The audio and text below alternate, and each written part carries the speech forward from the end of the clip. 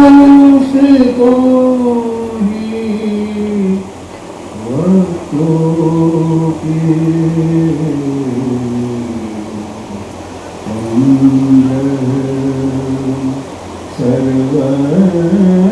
सर्वत्र वंदते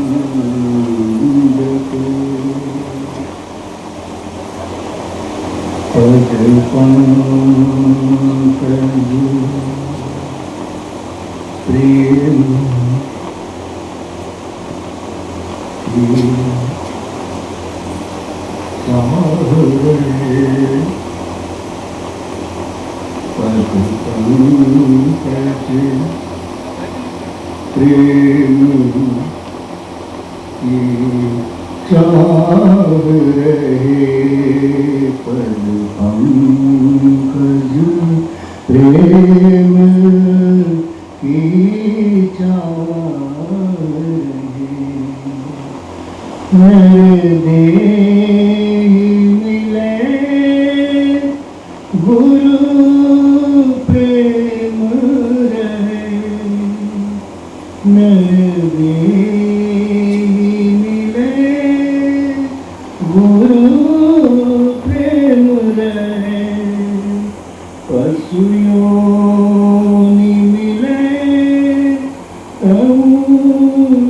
चित चाहे जो पे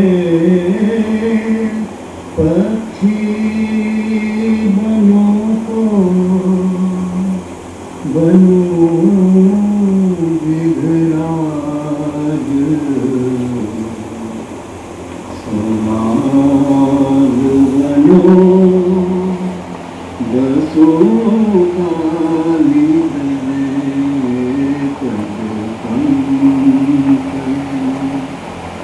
प्रेम की चाह नहीं आस मुझे है कृपालु कोई नहीं आस मुझे है कृपालु कोई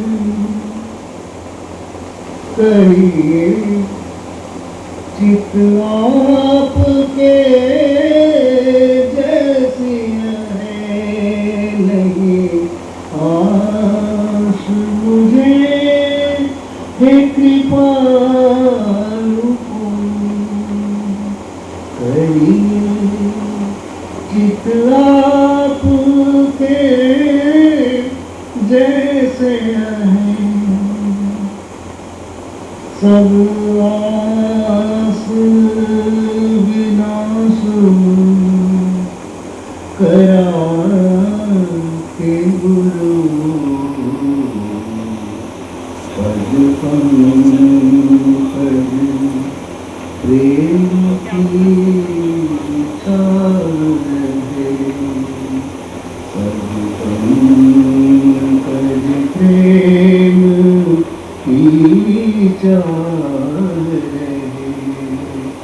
अभिलाष नहीं मोहे स्वर्ग मिले अभिलाष नहीं मोहे स्वर्ग मिले अलखेद नहीं चित नरक रहे धनवान बनू के बनू निर्धन मनमुक्त रहे चाहे बंद रहे प्रेम की चाह अपमान मान को ध्यान न हो अपमान मान को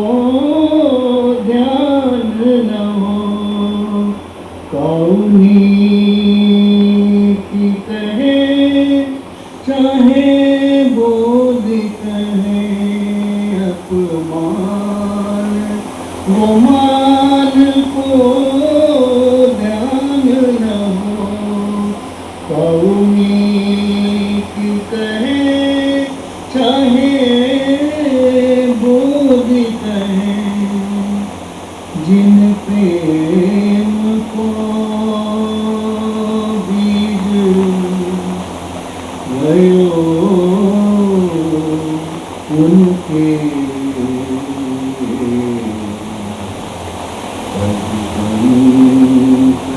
प्रेम की चाह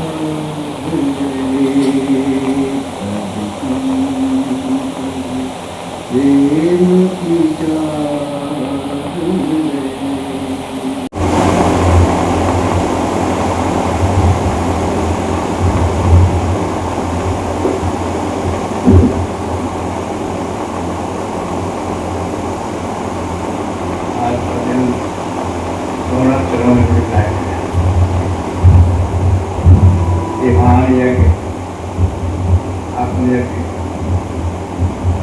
आज हमको दोनों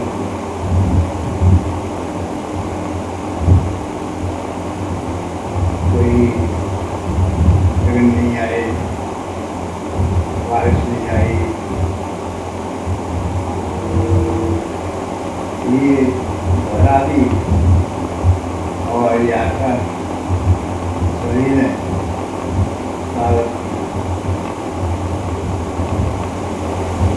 सभी भैया का, हमारे सभी भाई आपने आकर हमारे भाई के संदेश को यहाँ तक पहुँचाने में सहयोग किया। आज तो मैं ये आत्मा का जागरण हो और आत्मा से ही सारे काम करते हैं। हमें आपको मिलकर बहुत खुशी हो रही है। कोई देर नहीं आया, किसी प्रकार के नहीं आए, सही तरह से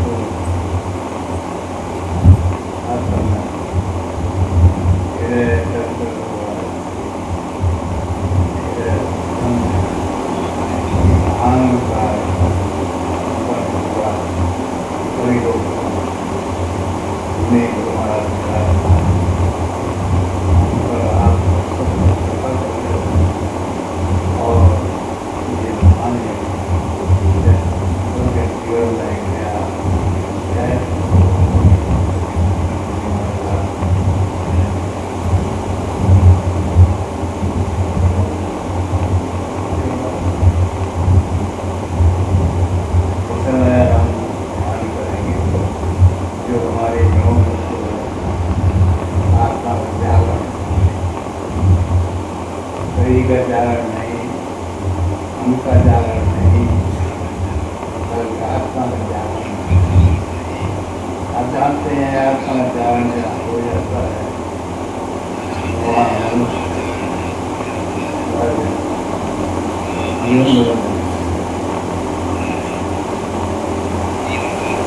यहाँ पर वही महान है सभी चीज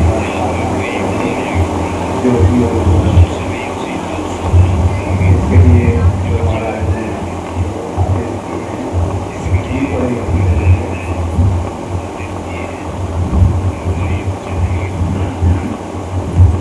निवेदन यही है कि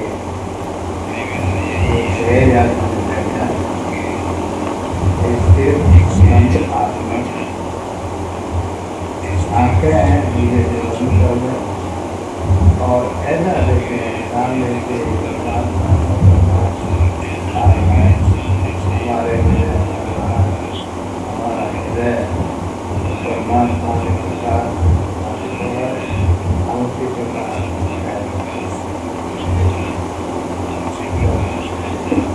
यहाँ से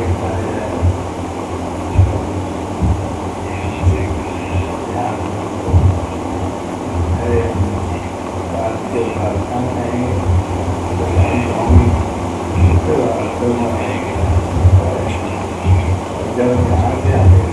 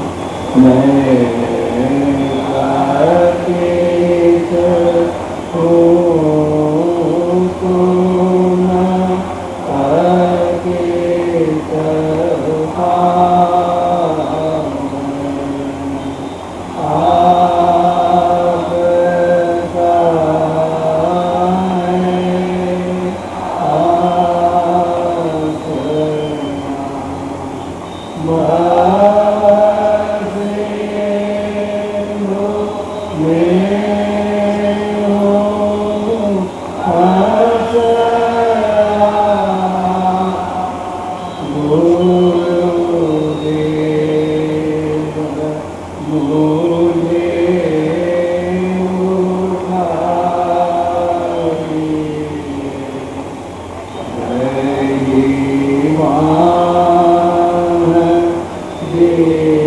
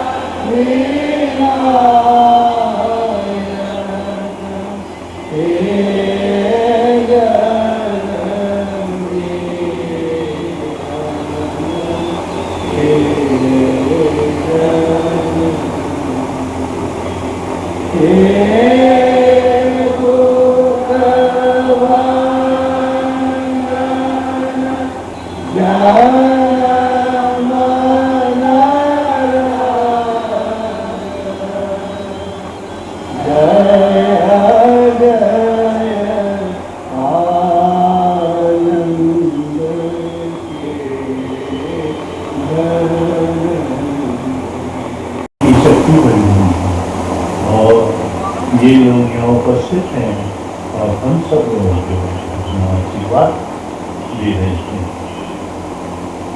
भगवान के तुमने कहा है कि जीव इस शरीर रूपी रथ का सवार हो, जो हमारा मन है वो उसकी लगाम है और बुद्धि उसकी साथी है।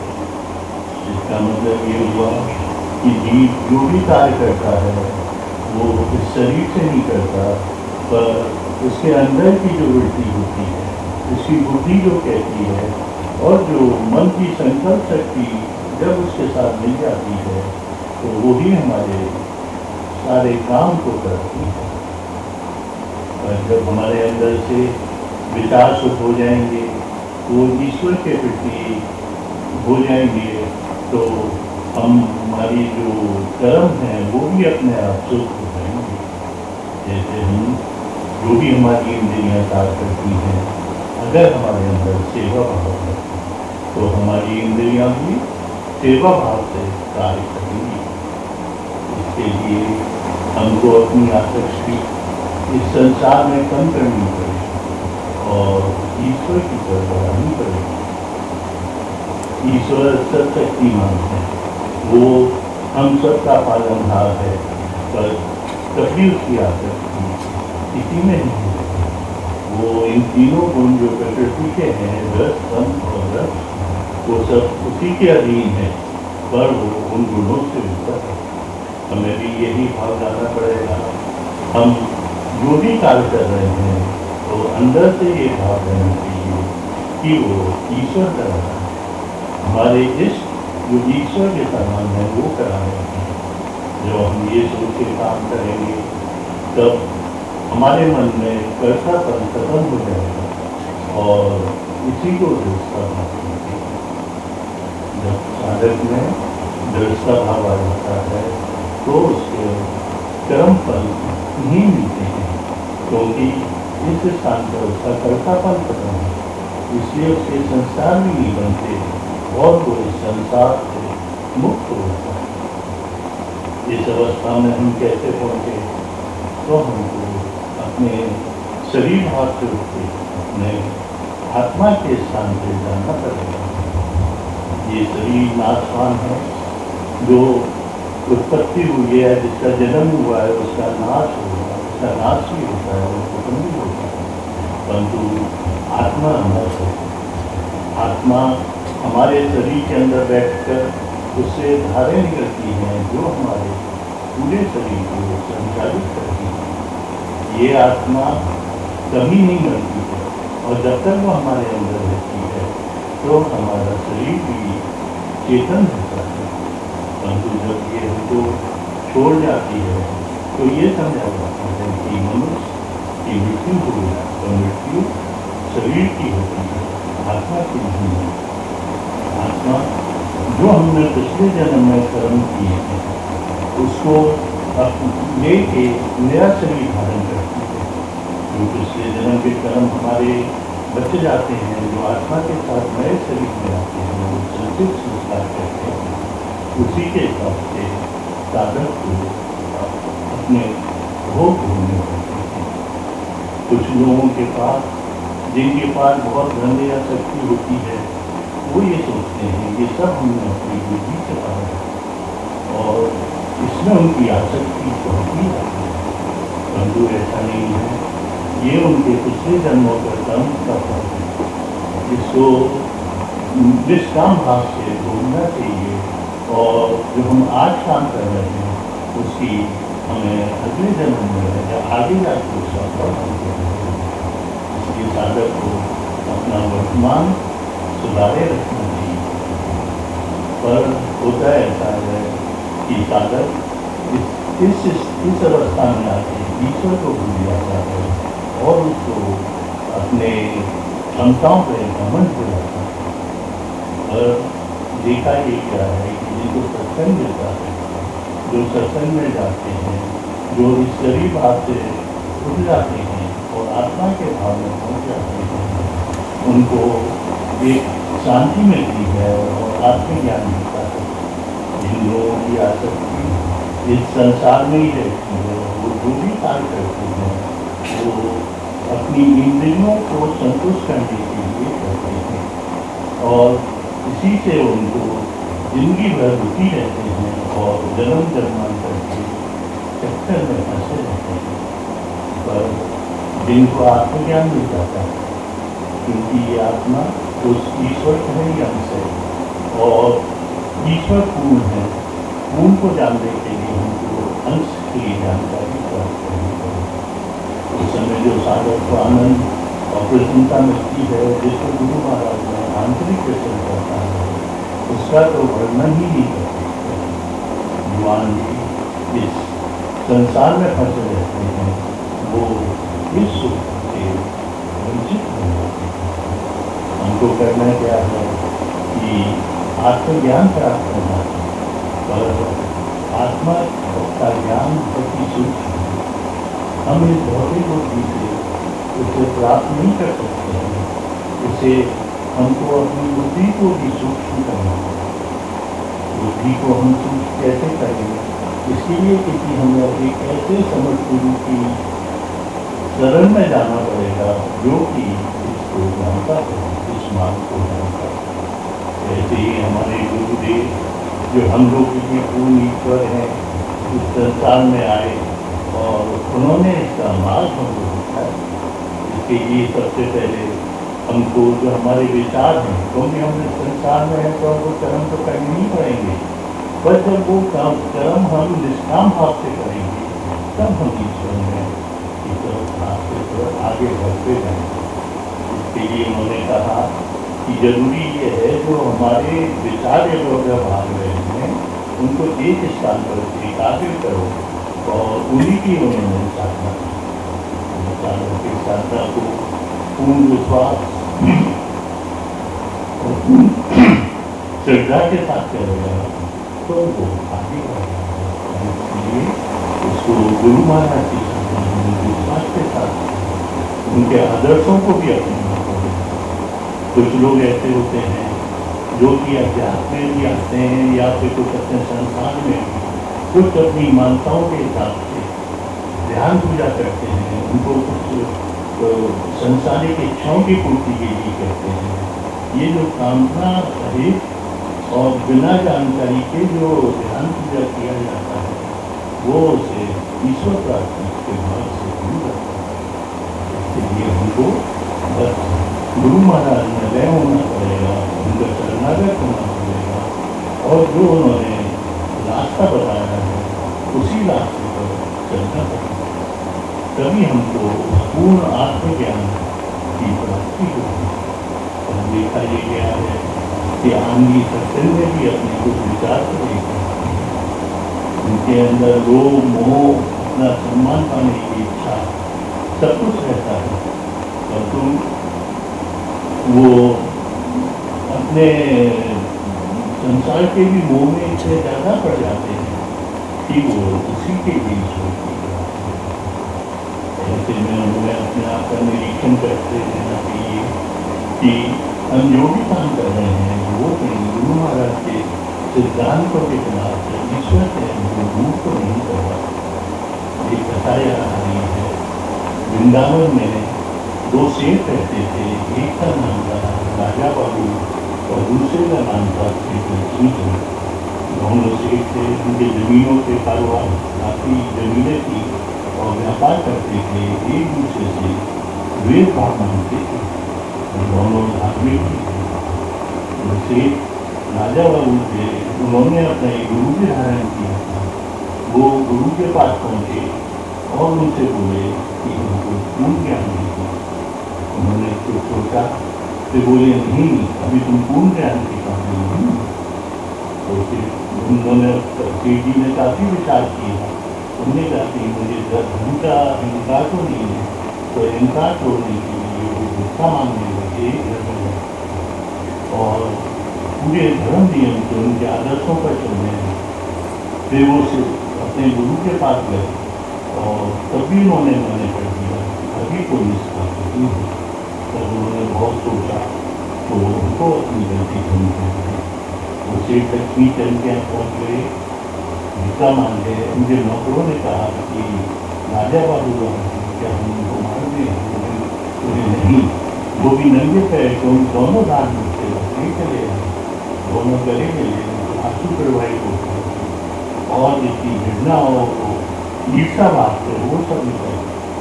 तब से राजा बाबू ने देखा उनके गुरु की से खड़े थे और उनसे कहते हैं कि अब तुम पूर्ण ज्ञान प्राप्त के काबिल हो। हमें भी बस ये आत्मनिरीक्षण करना है कि कोई भी हमारा विचार हमें गुरु महाराज से दूर तो नहीं कर रहा है, जिससे हम इस सेक्शन में आए हैं उससे दूर तो नहीं कर रहा है। अगर ऐसा हो तो हम खुद भी उसको दूर करने का प्रयास करें, क्योंकि हम स्वयं तो जानते हैं कि हमारे क्या विचार है, हमारे अंदर क्या कमी है, और गुरु महाराज से भी प्रार्थना करें कि हम कभी इस विचारों को दूर करके अपने मार्ग चलाने लायक बना लें। हम भी गुरु महाराज से प्रार्थना करते हैं कि हमारे अंदर जितने भी बुरे विचार हैं उनको दूर करके अपनी भक्ति प्रदान करें, अपना शरणागत बनाएं और हमारे मानव जीवन का जो अंतिम लक्ष्य है उसको प्राप्त करें। इसी भी इच्छा मनुष्य में नहीं होनी चाहिए, पूर्ण गुरु महाराज के शरणागत हो जाना चाहिए। जैसे वो रहते हैं उसी में हम खुश गुरु महाराज से प्रार्थना है कि सब कल्याण हो।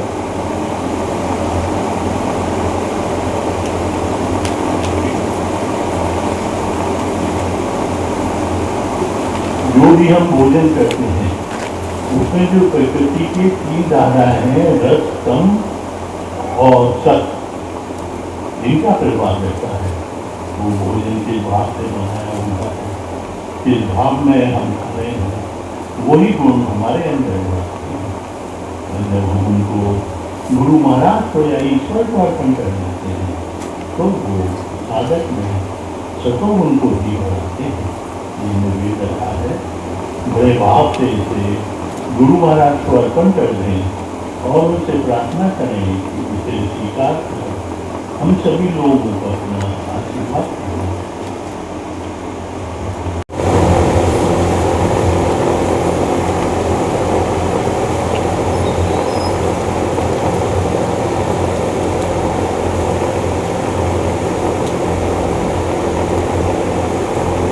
मिलन का समय भी था, वो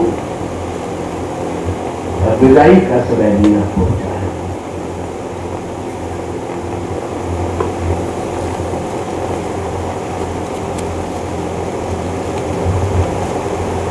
पंडित जी महाराज की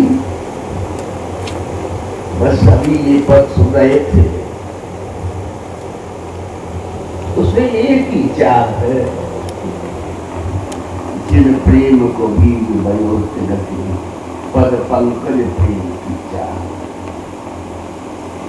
जिन्होंने जिन समर्थ गुरु महाराज ने हम आप सबके अंतर को बीजा प्रेम का बीजा रोपण कर दिया है, बस उसी की याद बनी रहे, वही चाह हमारे आर्निश बनी रहनी चाहिए। जैसे हम सुन रहे थे, फिर तो हम दृष्टा भाव में ही रहेंगे। आवश्यकता यही है। पंडित जी महाराज कहा करते थे, याद का उल्टा दया होता है। याद करते रहे उनकी तो दया निश्चित रूप से होगी। हम समझ नहीं पाते किस तरह से वो दया होती है और कौन से हाथ से क्या गिरा देते हैं, पता नहीं लगता है। वो चाह बनी रहनी चाहिए, वो हर वक्त वो चाह बनी रहेगी तो फिर सब कुछ वो समर्थ है, उनसे क्या नहीं संभव हो सकता है। असंभव को संभव करने वाले हैं। मैंने स्वयं अपने अनुभव किया है, अपने बड़े जीवन में सभ्या का लाभ किया है कि वो चाह जो है बनी नहीं रह पाती है। कितने ही प्रयत्न करते हैं, प्रयास विफल होता है। ये उनकी दया के ऊपर ही निर्भर है। वो कृपा करते रहेंगे तो वो चाह हमारे अंतर में बनी रहेगी, ऐसी बात। और एक बात बड़ी बढ़िया कहा करते थे, मैंने पिछली बार भी कहा था कि जब बेटी ससुराल से अपने मायके आती है तब रोती है, और जब यहाँ से वापस जाती है अपने ससुराल के लिए तब भी रोती है। ऐसा क्यों? इन दोनों आंसुओं में क्या फर्क है? पहले आंसू जो थे आने के थे अपने स्वजनों से मिलने की खुशी में थे, वो खुशी के आंसू थे मिलने के। और जब वो जाती है सोचती है कब मिलना होगा, आंसू प्रवाह होते, वो वियोग के आंसू हैं। इतना ही फर्क है, बहुत बड़ा फर्क है। मिलने के आंसू में खुशी और जाने के आंसू में 30 अंतर हो जाए। तो वही चीज है, आप चाहेंगे आए तो है, कहाँ से आए और कितने कष्ट हुए, ऐसे अभी सुन रहे थे। क्या नहीं सुना दिया, सब कुछ कर दिया। वही बुलाते हैं तभी आ पाते हैं। ये इतना बड़ा जन समूह कैसे उमड़ पड़ा है, ये उनकी कृपा है। कहाँ पर लोग बुला ले, कैसे बुला ले, इस समझ से बड़ी बात है। अब यही समय आ गया है, आप सबको जाना ही है, आए हैं, तो बस यही चार अंतर में रहनी चाहिए। गुरु महाराज की उन श्री चरणों की याद हमी है, उनके बस वो बीजारोपण जो कर दिया है बना रहेगा, तभी होगा जब उनकी याद करते हैं। उसी के लिए बस प्रार्थना यही है कि वो कृपा करते रहे, हम सबको याद करते रहे। अब ये प्रसाद वितरित होता रहेगा, आप जहाँ बैठे हैं वहाँ बैठे रहें। भोजन भी तैयार है, बिल्कुल समय से मिलेगा, जैसे आप पहुँचेंगे सब होगा। 2-3 चीज पैकेट्स जो हैं वो भी उपलब्ध रहेंगे।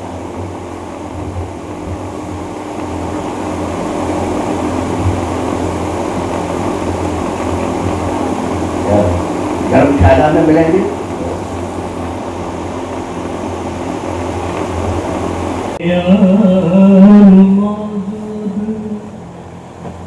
है रूबरू जलवाए यार मौजूद, है रूबरू मुझको बागे रंग की जरूरत नहीं,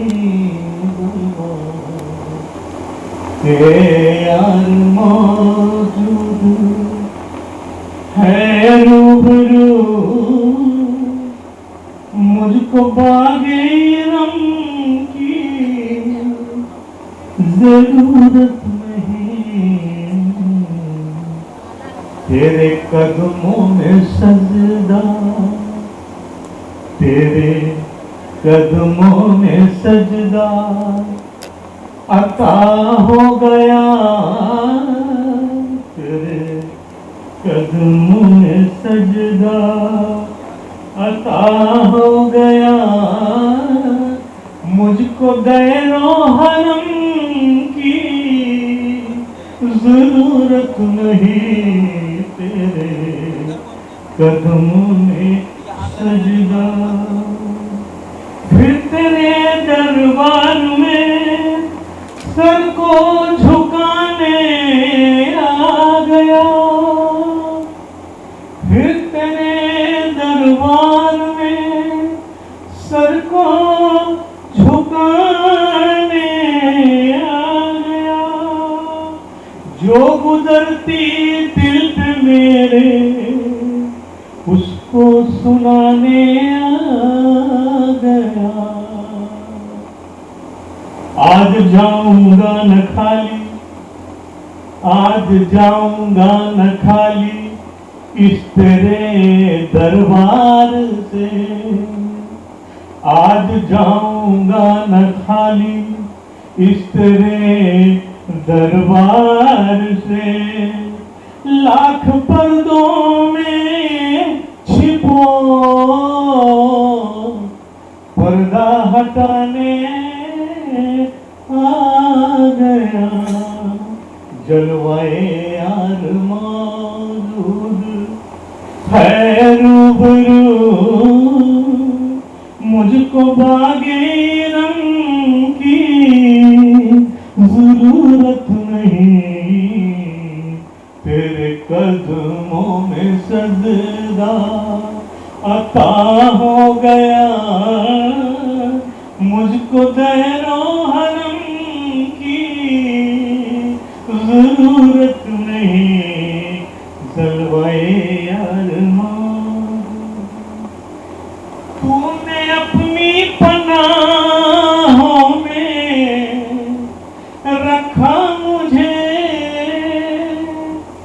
तूने अपनी पनाहों में रखा मुझे, ये नवाजिश है तेरा, ये एहसान है, तूने अपनी पनाहों में रखा मुझे,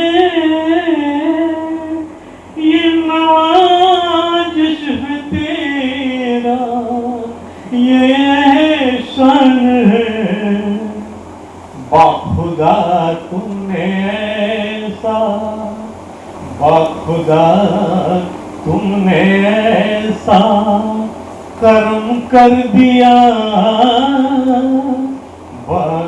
खुदा तुमने ऐसा करम कर दिया, अब किसी के करम की जरूरत नहीं,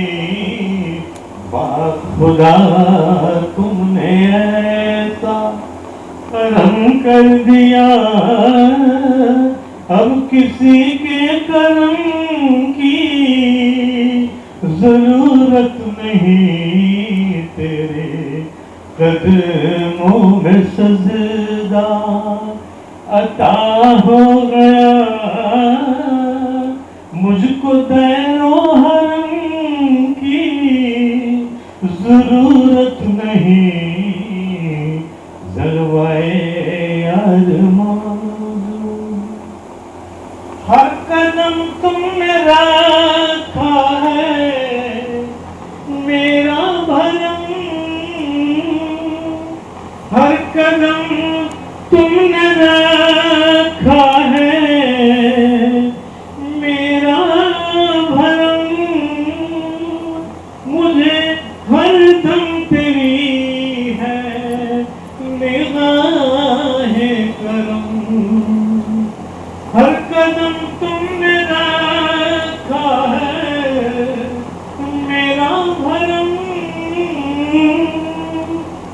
मुझे हर दम है तेरी निगाहे करम, सारी दुनिया से प्यारा, अरे सारी दुनिया से प्यारा मिला है सनम, सारी दुनिया से प्यारा मिला है सनम, अब किसी भी सनम की जरूरत नहीं, सारी दुनिया से प्यारा मिला है सनम, अब किसी भी सनम की जरूरत नहीं, तूने कदमों में सजदा, तेरे कदमों में सजदा अता हो गया, अब मुझको दैरो हरम की जरूरत नहीं, जलवाए आज़मां हम यकीनन मरीज़ मोहब्बत तो है, हम यकीनन मरीज़ मोहब्बत तो है, उससे वादा किया है मसीहाई का, हम यकीनन मरीज़ मोहब्बत तो है,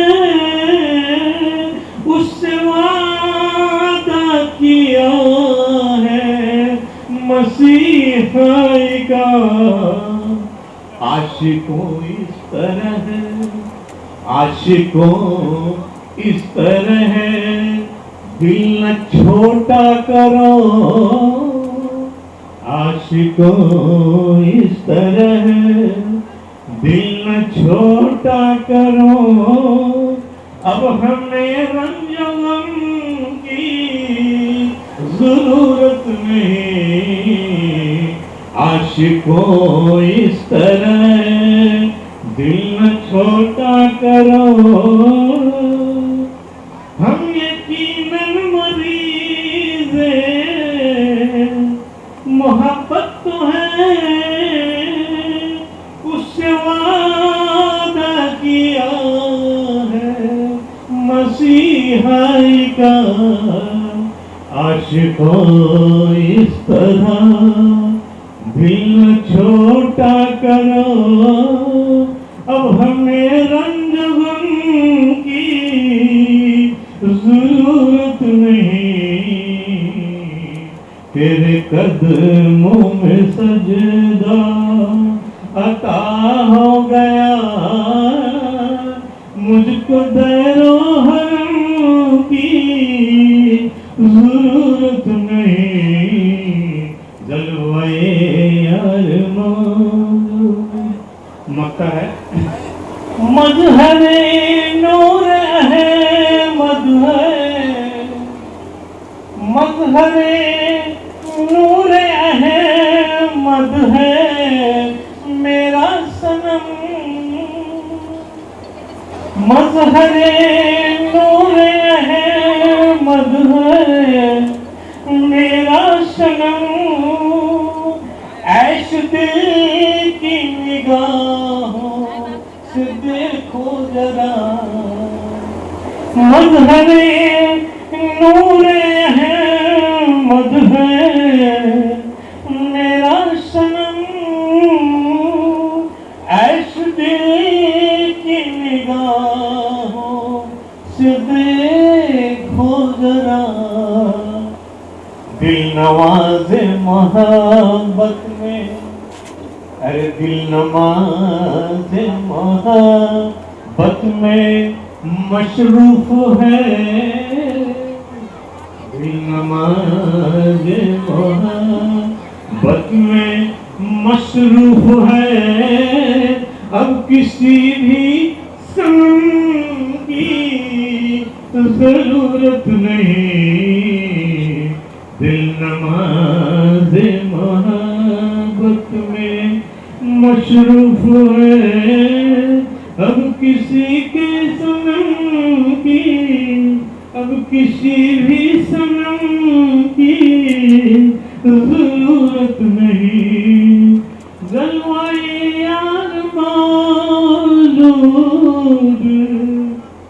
है रूबरू, मुझको आदाए करम की जरूरत नहीं, तेरे कदमों में सजदा, तेरे कदमों में सजदा अता हो गया, मुझको दैरो हरम की जरूरत नहीं, तेरे कदमों में सजदा अता हो गया, मुझको दैरो हरम की जरूरत नहीं, तेरे कदमों